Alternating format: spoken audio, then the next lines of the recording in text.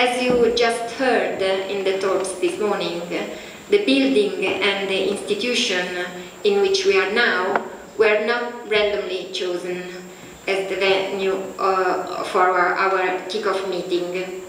We ought, in fact, to remember that the Accademia dei Lincei, and specifically the Centro Linceo Beniamino Segre, is the official home of the original federation of 4 different databases known as Electronic Archive of Greek and Latin Epigraphy.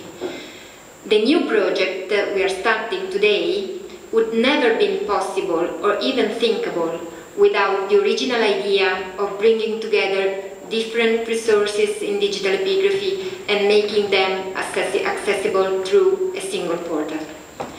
As we have heard from Silvia Pancera and Tito Orlandi, the first steps of the original Eagle project were taken in 2003, that is to say 10 years ago.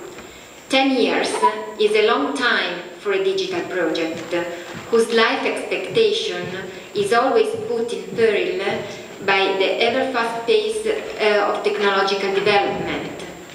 Indeed, it's not surprising that in the course of the years, the shape and the content of our project have been constantly enlarged, improved, and developed. But now, it's time for a new start that will bring the original project into a new, possible better life. The chance for this new start is given by the relationship between Eagle and Europeana, thanks to the funding program of the European Commission, that for the first time is going to support a project in these topics. As the European Portal of Cultural Heritage, conceived to give access and share information in a spirit of strong cooperation among all possible cultural institutions, Europeana includes, as you all know, a huge amount of digital items. However, about 2 years ago, when we started to work to the application with Raffaella Santucci, Luca Giberti, Claudio Brandoni and Franco Zoppi, that I want to thank once again for their incredible efforts, we noticed that most of the material related to ancient inscriptions, an essential source of our knowledge of ancient world, as we have heard, was still missing. The first and main purpose of our project is therefore to fill this gap, providing Europeana with a wealth of digital items, images, drawings, maps, ancient prints and books, and their related metadata, referring to a plethora of ancient engraved text, written mostly in Greek and Latin, but also in other languages such as Etruscan and Hebrew. To achieve this goal in the best possible way, the content to be provided must be organized and aggregated beforehand, according to standards and recommendations developed through other related Europeana projects, but also according to user requirements. The latter are especially important since Eagle will have to meet different needs determined by different types of users: scholars, teachers, pupils of different ages, the general public, classicists, historians, archaeologists, and so on. Technology, of course, will help us to provide an answer to these heterogeneous needs. Indeed, inside Eagle beats a very robust technological heart that will be developed by the IT people within both technical and non-technical partners of the consortium. But the aim of my presentation is not to explain the specific tasks and the different aspects of the technological side of the Eagle project. These will be presented in the next few hours and above all in the technological meeting scheduled for tomorrow. What I want to point out is that behind these materials there is a concept, an idea of how epigraphy can be studied, presented and shared by different kinds of users. Scholars need first of all a research tool that should be reliable, updated and as complete as possible to search not only the epigraphic texts but also the inscribed monument as a whole in its written, archaeological and topographical aspects. Many of you will remember the question, what do we need, that was asked during the International Congress of Greek and Latin Epigraphy in Oxford 2007. Well, what we do need is a means of harvesting all kinds of information, with special attention to the geographical information, related to the epigraphic record that spans different parts of the ancient world. This will be made possible thanks to the huge amount of digital items enriched with a high quality and carefully checked metadata set put at disposal by the content providers, and to the knowledge and experience of our technological partners that will aggregate this content into a single platform and will make it searchable according to a wish list that has been fully discussed in the past months. But this is not enough. In fact, the main aim of this project is to make inscriptions accessible not only to the academic community, but also to the broad public, since we think that even such a particular and apparently difficult material, if properly presented, can be of interest not just to scholars. Curiosity for the past is not simply a matter of nostalgia, for curiosity generates interest and knowledge is the best means to inspire respect. In this sense, a project that makes ancient inscriptions accessible via web is not simply an instance of digital preservation, of protecting materials by storing them in digital repositories, but it's in first and foremost a cultural operation, leading people from curiosity to knowledge without fear of a certain degree of complexity. Ancient characters can be transliterated, ancient languages translated, ancient institutions explained. Within our program of collecting and sharing materials that are central to European cultural heritage, Europeana Foundation will have, of course, a central role, as we'll hear in a few minutes from Jill Cousin in person, that I thank to be here. All possible efforts will be undertaken by the consortium in order to spread knowledge and be more conscious of use of both Europeana portal and the Eagle Web Services. Networking activities will involve, in the first place, those important institutions that have given their support to our initiative, such as the Corpus Inscriptionum Latinarum in Berlin and the US Epigraphy project in the USA. However, we also received significant expressions of interest from other international projects in the field of digital humanities, and these novel opportunities to expand the Eagle network will also be explored. But this is not enough. Novel ways to reach the wider public will be given by the involvement in the project of Wikimedia Italia and of the CNR team led by Giuseppe Amato. On the one hand, the inclusion of the Eagle epigraphic material in Wikimedia Commons will enable Wiki users to enrich this content by providing new items and, above all, by contributing to the meta text, which will include translations into the main modern languages. On the other hand, the image-based recognition system developed by CNR will enable users to reach a selection of the Eagle inscriptions just by uploading a photo without having to type any Greek or Latin word. This will make inscriptions accessible in a way that has never been so easy and user-friendly. This system of image recognition is at the core of a dedicated smartphone application that will provide mobile access to a selection of the most interesting epigraphic monuments in different places and countries. But this is still not enough. As Sorin Herman from Cyprus University recently pointed out, digital approaches can also be considered as triggers to creativity. Not by chance, one of the main themes in the last EC call for entries was Europeana and creativity. In other words, once users have all this digital content at disposal, what else could they do with it? Well, there are a lot of things that can be done, and the Eagle project aims to give just some examples of creative use of the epigraphic material in a digital environment. Users could organize a selection of inscriptions coming from all over the ancient world and preserved in different places and repositories around the theme, in such a way that a virtual exhibition would result.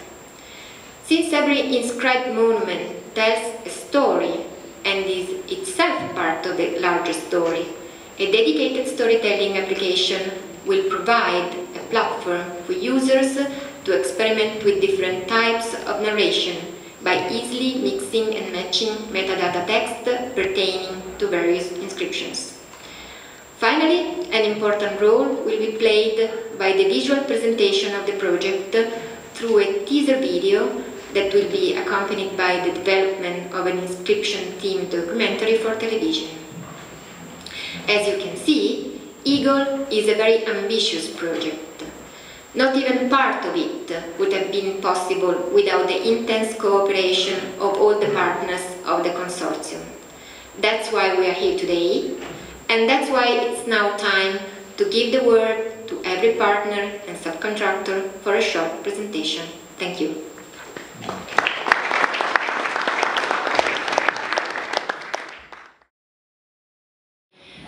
What I want to try and do is, because there's very few faces I recognise here, so I'm assuming a relatively thin knowledge of Europeana. So it may be that some parts of this you can just close your eyes or do your emails or something else. But I think what I want to try and do is where we are with Europeana.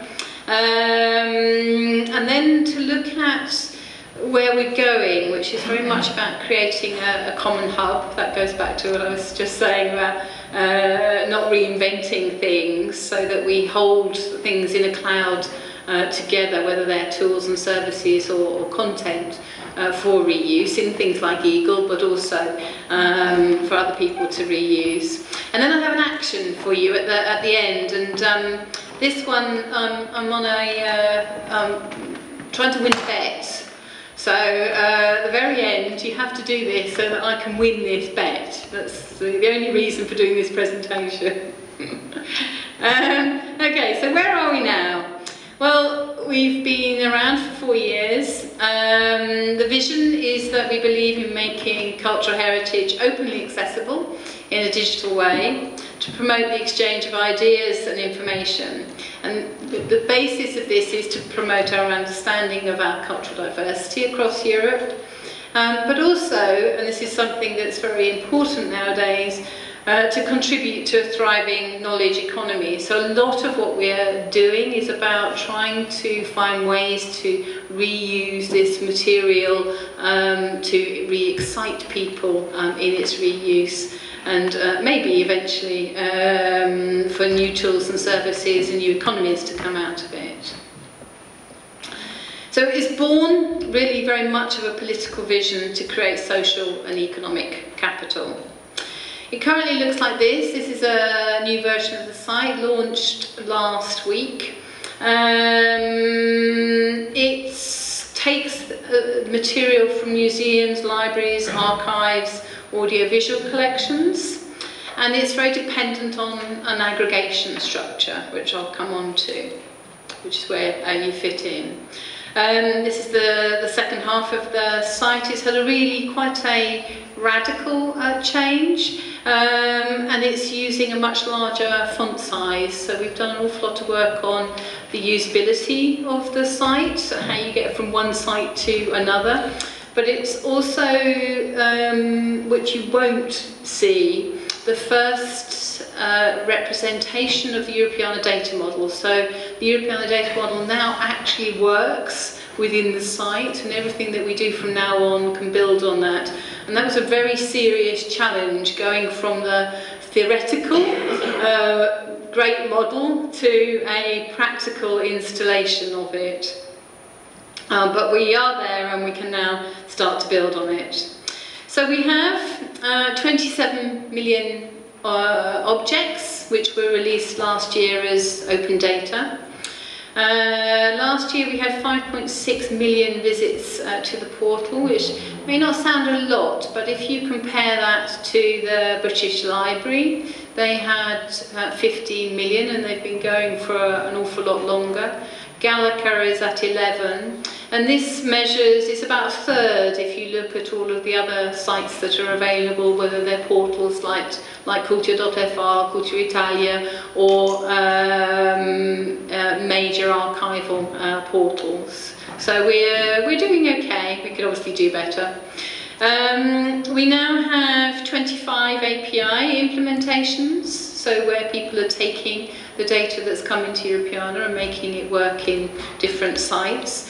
We've actually got 550 applications for the API, and they include things like applications from the BBC and the like to pull the data in and to reuse that data in context of programmes and the like. We've had hackathons by the yard. We've got 75 prototypes out of those, and it took the switch to making the metadata available under CC0 license to then be able to move on from these just being prototypes, and I'll come back to that. The data model itself is in use by the Digital Public Library of America, which is to be launched in a couple of weeks' time, and also being considered by Korea, Brazil and South Africa as a basic. And that's again quite useful because that improves our interoperability across the world. So if you're interested in epigraphs from a completely different culture, completely different geographic place, then the aim is that we would be able to pull that stuff in as well as far as you are concerned, as long as we're all using an interoperable data model. We now have a network of 600 Europeana members. These are individual members, and 2,200 participating institutions. I did a search on, I can't even say this word, I'm sure I should be able to, epigraphy? Epigraphy, how do you say it in English? Epigraphy? How do you say it? Epigraphy. And actually was surprised to find that just on that word, so the English version of that word, you get 100 instances, so you get some quite nice stuff. I think there's some stuff from Heidelberg, a couple from Heidelberg. This one is a bowl fragment actually from a Swedish institution. So there is some stuff in there already, which is quite nice to know, and stuff that you can pull through into Eagle via an API, but it also means that it's a resource that's worth building on, which I'm sure you're very aware of. Europeana is built on 4 strategic tracks. They are aggregating the material, facilitating its use, that's things like the data model, distributing it and engaging people with its use. So I'm just going to run you very quickly through those because I think that gives you the context of what we're doing and why we're trying to do it. So on the aggregation front, we have, as I said, 2,200 content providers. They're represented by 173 aggregators, so we've used this aggregation model, and in a way that's partly what Eagle becomes as far as its initial relationship with Europeana. It is an aggregator of epigraphy across all of your institutions to make it work as far as Europeana is concerned, as well as to make it work for scholars of this material through Eagle. This is a model that's quite useful because the aim is to share knowledge across each of the aggregators, and they in turn share knowledge with the providers, so it's a kind of multiplier dissemination effect. But what's quite interesting about this is not that everything should go through Europeana. So we now have this network of 600 individual members, and they work in task forces and on strategy. This is under the Europeana network. And this is the thing, this is my action at the end, where you need to join the Europeana network, because it's through that you find out a lot of the work that you're doing. And for some of the work packages that you're involved in, you will see where other people are doing similar work within the network. And what's important about this is that you do not need to have always the relationship with Europeana. It is a case of having a relationship with other people in that network who are experts in their particular area and can help you solve whatever issues that you come up with. Now, we pulled all this together, not really to create a Europeana.eu, a one single portal, but to be able to redistribute that material, to put it wherever the user is, wherever the user wants it. So that might mean that it's through the portal, but it's also through mobiles, through tablets, into country sites like Hispania, into sites which are very specific about a subject, such as Inventing Europe. It's a means, through the API, it's a means of distributing the stuff that we've aggregated out.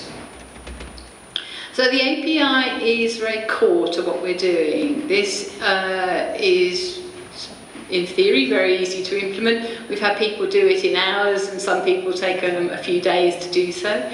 But the point about this is that all the stuff that comes into Europeana can also go out from Europeana. And we're, for instance, talking to Google at the moment about taking the whole of the Europeana database and running it through their Freebase software, enriching the metadata, comes back into Europeana, and then we redistribute it back into your systems. And that's the ability to be able to extract and return information is one of the things that we think that Europeana stands for.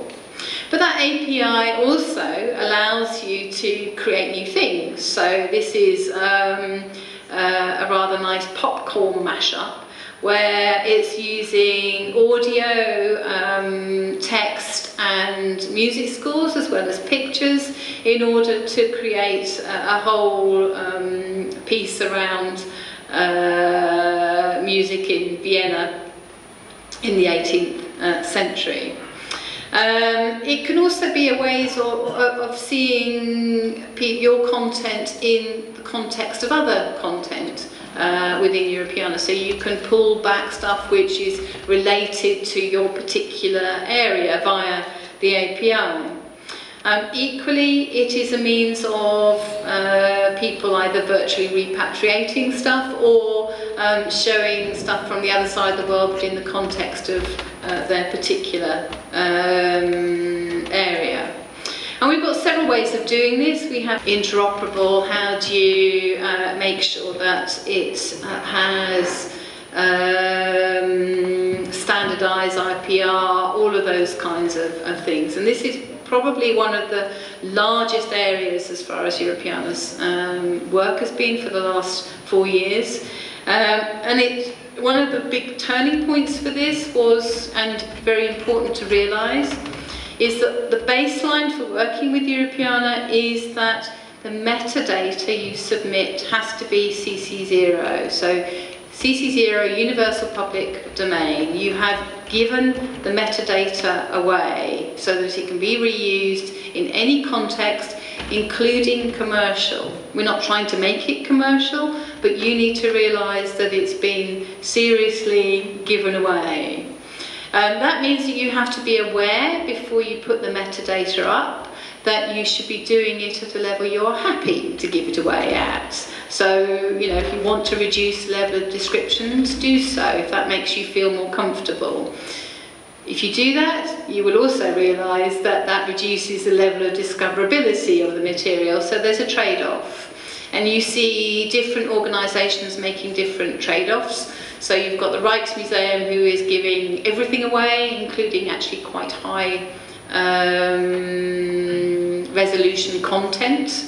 and you'll get another smaller museum that is less inclined to do that and will only give you very basics for the metadata. We don't mind, but it is something that you need to realise, that when you're participating with Europeana, we need your data as CC0.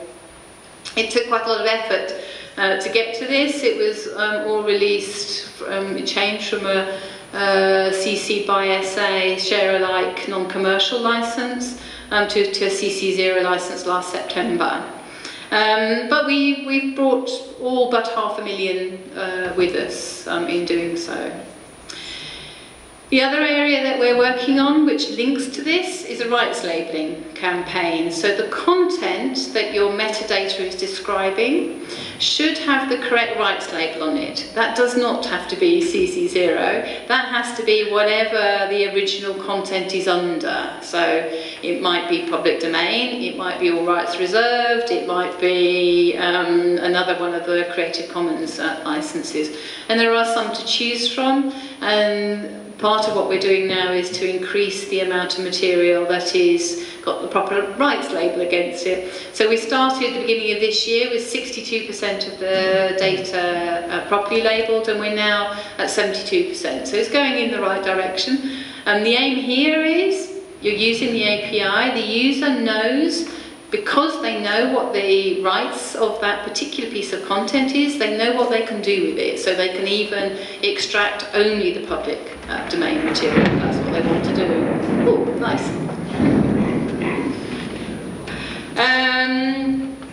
The Europeana data model, I know you are going to be involved in. The most recent publication on that was last week, which was a representation of hierarchical objects, which is very important, particularly, well, it's important in lots of contexts actually, but it came originally from what the archives needed in terms of being able to make these things link together.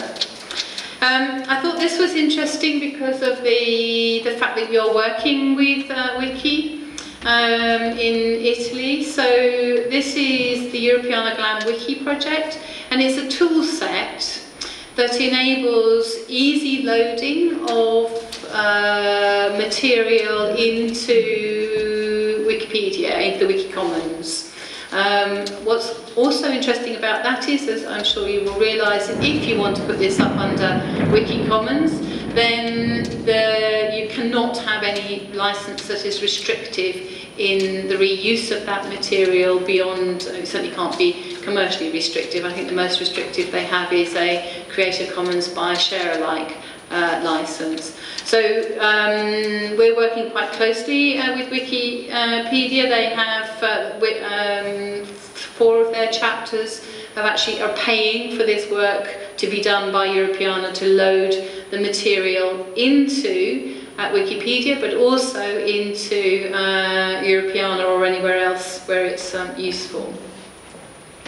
The other track is engage, and this is really about getting people to get excited about their cultural heritage. And one of the ways, we've got several ways of doing that, but it's very much trying to cater for audiences, and I think that's where what Eagle is doing is quite exciting. It's catering for certainly an audience of scholars in this area, and it can take other stuff from Europeana and from all the other contributors into Europeana in order to broaden the context of that material, and it's aimed at a specific group.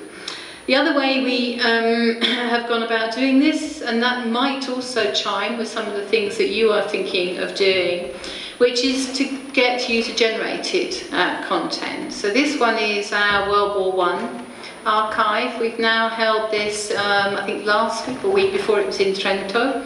There will be one in Rome in May.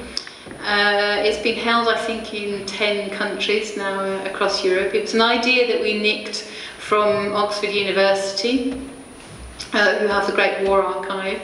and we nicked it and its people in order to create these roadshows across Europe. And they are places where people come in with their memorabilia, the stuff they have in the attics, which can be diaries, it can be letters, it can be medals.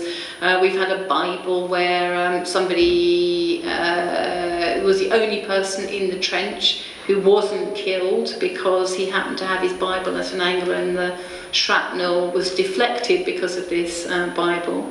We had a postcard in, I think it was Munich, that said something like, had a cold, got toothache, and I'm looking forward to going back to the front.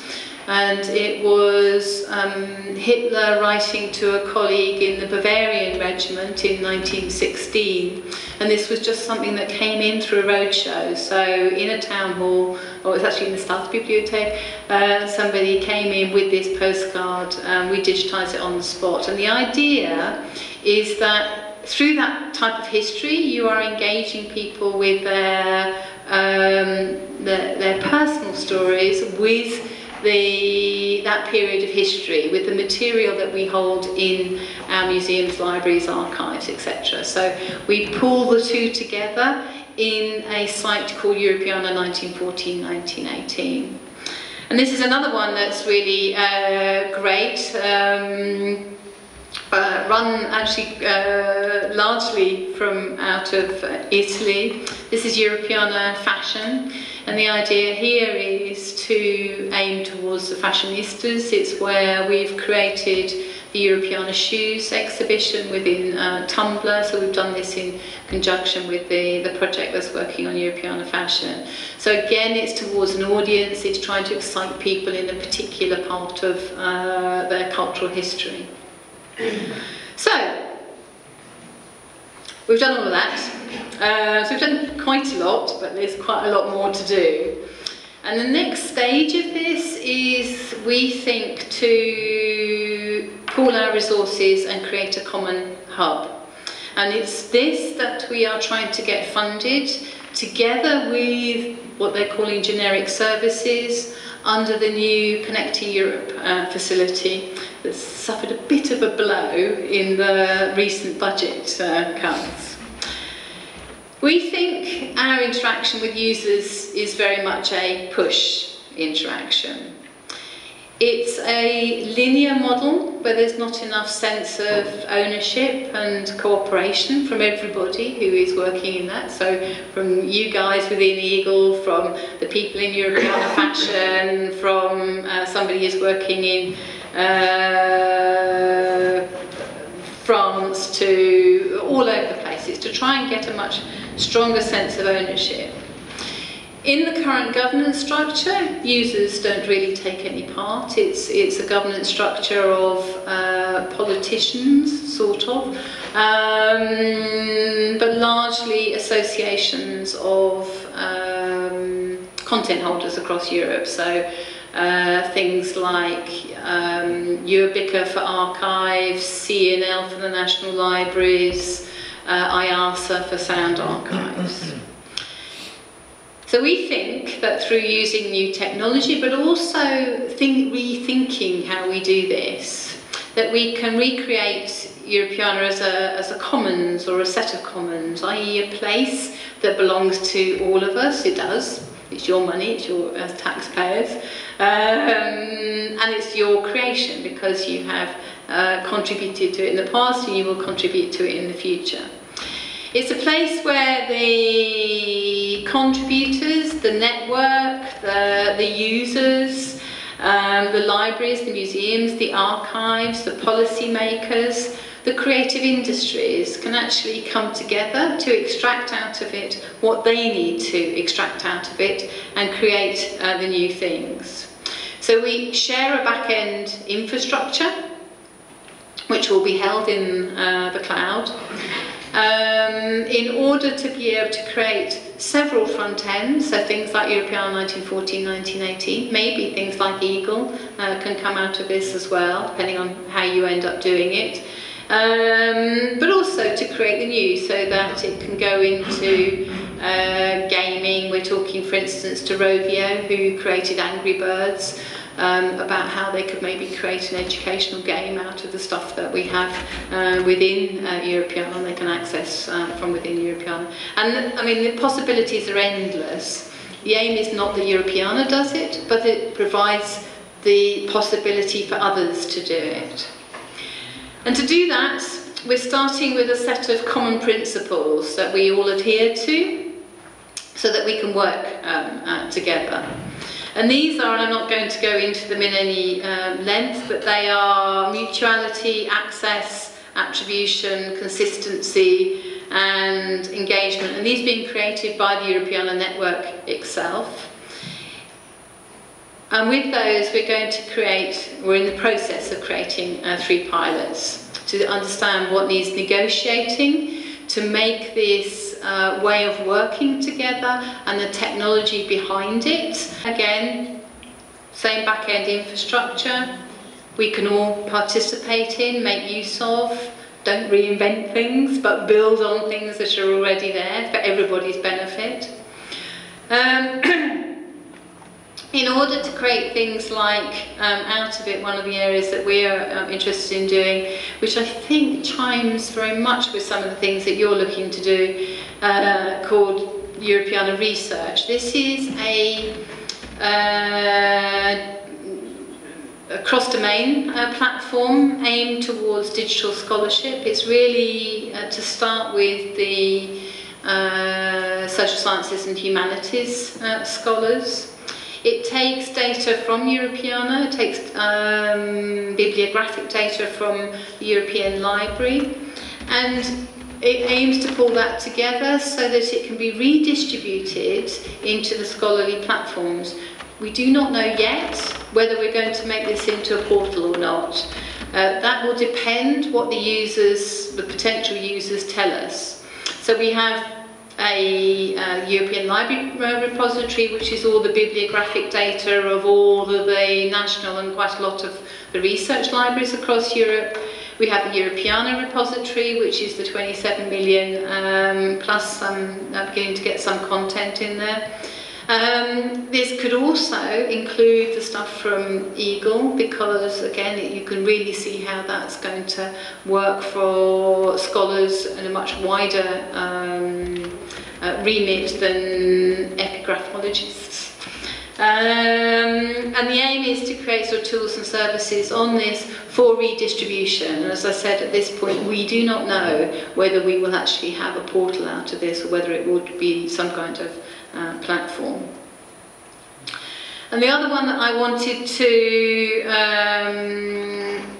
talk to you about in this context is another project called Europeana Creative, which has as part of its remit a set of challenges. So it's going out to education, to tourism, to history, to try and come up with ways of showing that data in new ways, either new commercial ways or really purely for educational purposes. To do this, we are having to get content, not just the metadata, and we're working with institutions who are willing to give their content towards these experiments and to see how they work out and what the issues are with it. And it's a beginning to end, so pulling the stuff in, working on it within these living laboratories where you have co-creation with the curators, the developers, in order to develop the new thing. And then we will take the best of that to market and actually see if we can do something right the way through with it.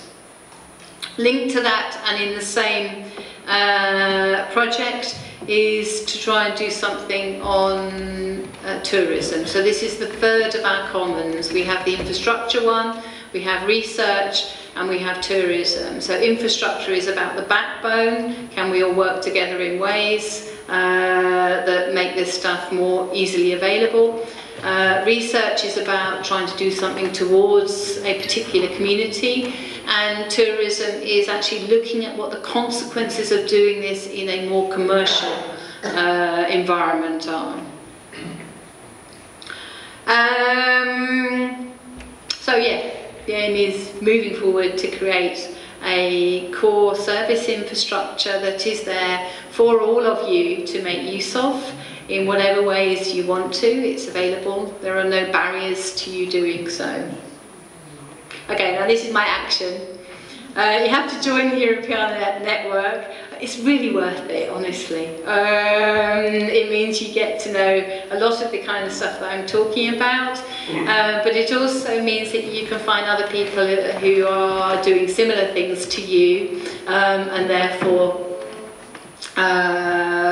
you can solve problems together.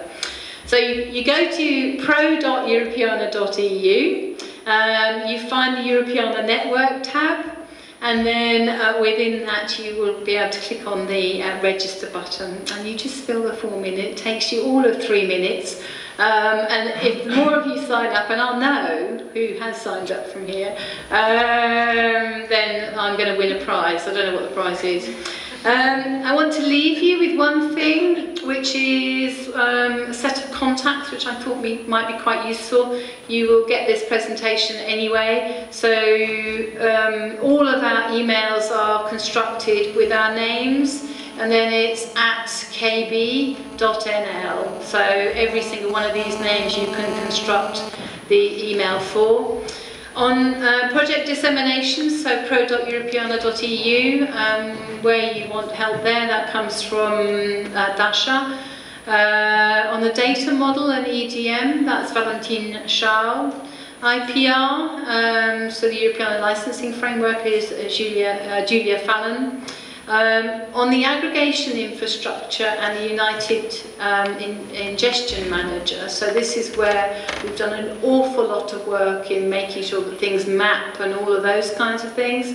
That comes under our technology manager, Pavel Katz. And all questions to do with ingestion can go to either Francesca Moselli or Dimitra Atsis. I thank you.